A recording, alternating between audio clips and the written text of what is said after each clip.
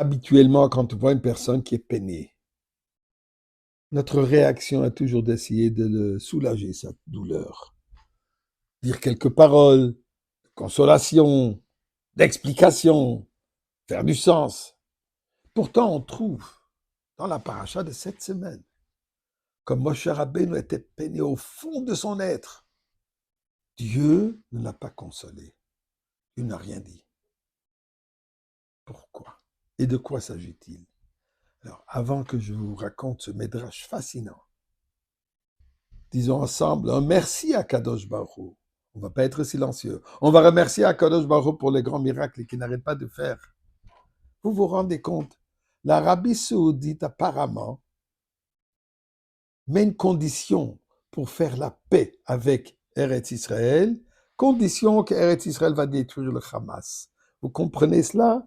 Moi, ça me dépasse. Mais maintenant, Mizmor le seuil de Ril a donné Koloretz Ibdu, es a donné Bissim Choboy le Fanobir Nonod, ou qu'a donné Olim, ou a son avala nachna amavitzah maris aboy shor b'sod achatzoy zepsila. Hoy de le baruch Shema ki toy va donner le lam chasdoy, via doy vodeur amunasem, mes chers amis, donnons un peu de tzedaka, ou beaucoup, peu importe. Mais donnons, ceci nous amène toutes les bénédictions et le grand miracle qui va inclure qui va solutionner tous les problèmes. Mashiach. Eh bien, écoutez. Médrash, Rabbah, qui dit la chose suivante. Amar Rabbi Yeshua de Sichnin b'Shem Rabbi Levi. Rabbi Yeshua de Sichnin nous partage au nom de Rabbi Levi. Il dit, quand Dieu a enseigné à Moshe Rabbeinu les lois de pureté et impureté, quel insecte est pur, quel insecte impur, l'animal pur, l'animal impur, comment ça rend la personne pure et impure. Alors avec chaque chose, il dit, Al kol davar vedavar shaya omer akadosh baruch hu le Moshe, omer lo tumato vetarato. Il lui a dit comment on devient impur et comment on peut rendre la chose pure. Un objet qui est devenu impur, comment on peut la purifier.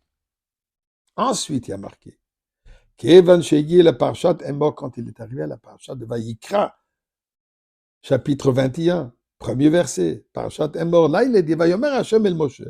Dieu dit à Moshe Rabbeinu, est mort et la Kohanim dit au Kohen, Bene Aaron, les fils d'Aaron, le Nefesh lo yitabab amav, qui n'ont pas le droit de devenir impurs. C'est-à-dire, ils n'ont pas le droit de participer, d'être en contact avec la mort, même avec la famille. Les seuls qui ont droit de s'occuper et de participer, funérailles et enterrement, c'est seulement les Sheiro, Hakarov et Lav, seulement tous ceux qui sont proches de lui. Maman, père, fils, fille et frère. Sœur, dépendamment si elle est mariée ou non. Si elle est déjà mariée, elle est déjà dans les bras, elle est déjà dans la responsabilité de son mari. Aussi longtemps qu'elle est encore jeune fille, là, il a droit de se rendre et participer dans l'enterrement et peut devenir impur. Moshe Rabbeinu pose la question à Dieu. Et maintenant, qu'est-ce qui se passe si une personne comme cela, si un Kohen est devenu impur, comment est-ce qu'il peut se purifier? Dieu, dit le Médrash, lo heshivo. Dieu nous l'a répondu. Pas de réponse. Ce moment, Otasha, ni karkemu panav shel Moshe. Moshe Rabbeinu est devenu blanc. Il y a d'autres qui il est devenu rouge. L'autre opinion qui est devenu vert. Différentes couleurs. Mais quoi? La couleur qui montrait Moshe Rabbeinu qu'il était peiné au fond de son être. Comment est-ce que c'est possible qu'une personne qui devient tamé, Moshe Rabbeinu qui a cette dévotion totale, Rohen Nehman, il est le berger de confiance qui ne fait que penser au bien du peuple juif. Il dit, mais comment est-ce qu'on va faire une personne qui est devenue tamée? Comment est-ce qu'il va se repurifier? Est-ce qu'il n'y a pas de remède pour ce problème? Médrash continue. Ce n'est que quand il est arrivé, Dieu est venu à la paracha de Rukat, la paracha de cette semaine où le Taron lui dit, souviens, tu m'avais demandé et je t'ai pas répondu. Et voilà la réponse maintenant. Zot Rukat à Torah, avec Paradouma, avec le centre de la vache rousse, il peut se purifier. Mais Ribono Shel Olam, pourquoi tu as attendu si longtemps?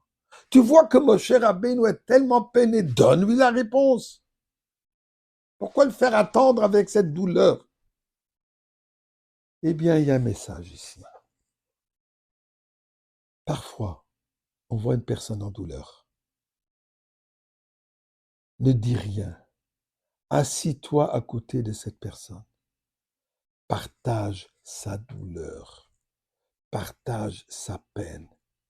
C'est ça la meilleure réponse. Ne commence pas à expliquer, justifier, faire comprendre ci, faire comprendre ça, tout essayer de trouver des paroles. Non, le silence est la meilleure réponse. Message extraordinaire de la vie. Mais nous disons à Kadosh Baruch Hu, assez de silence, emmène-nous la Goula, emmène-nous à Mashiach.